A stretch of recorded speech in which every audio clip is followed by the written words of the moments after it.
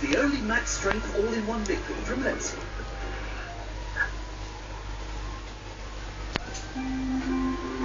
It's a life-changing commitment for charity. Eamon and Mylene kickstart the feel-good factor after the news now with Chris Ship.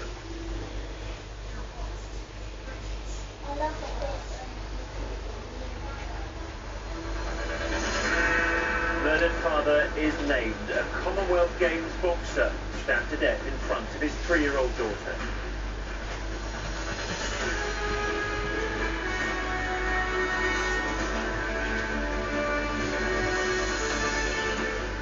Johnny Kaksu Abbey, known to his friends as King, was travelling to see the newborn son he would never meet. Also this evening, Brown's plea for optimism despite the pressure over British jobs. So Serena Williams' joy at her 10th Grand Slam victory. And you're being served no more. The store behind a TV hit closes down.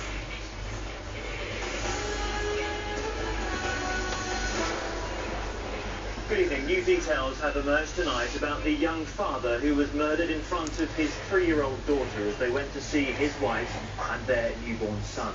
He was 26-year-old Johnny Kaksu Abbey, a boxer from Ghana who fought in the Commonwealth Games in Manchester in 2002 and lived in Croydon, South London, not far from the bus stop where he was murdered.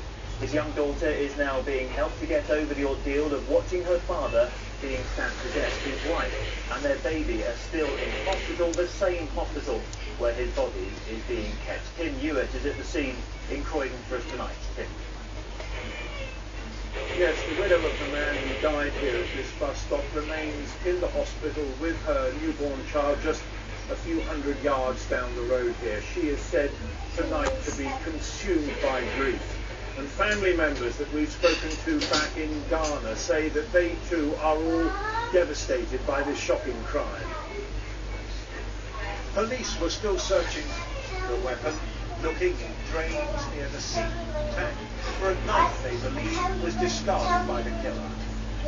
The victim was known as King Abbey, a boxer who fought for Ghana in the 2002 Commonwealth Games in Manchester and stayed on in Britain afterwards. He was stabbed at this bus stop after an argument with a family acquaintance. His 3-year-old daughter was looking on in horror. Mr. Abbey was on his way to this hospital to visit his wife and the newborn son he had not yet seen. Instead, he was rushed here in an ambulance and was pronounced dead. It's caused dismay in areas of London where there's been a worrying level of violent crime. Even among the young people, they are sad to hear that such a young man could be taken away so suddenly, especially when he was on his way to see his newborn son. The police, continuing to scour the streets, have a 22-year-old man in custody, under arrest on suspicion of murder.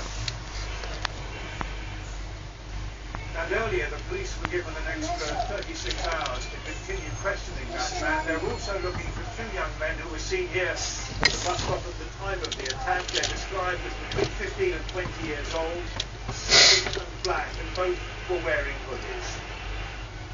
Tim in Croydon, thank you.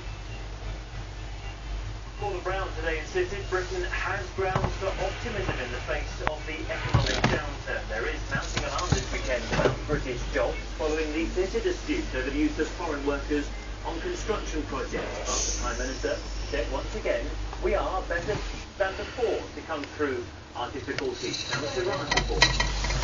Their problems are specific, but the anger and fear felt by these refinery workers is mirrored across the country as unemployment rates soar.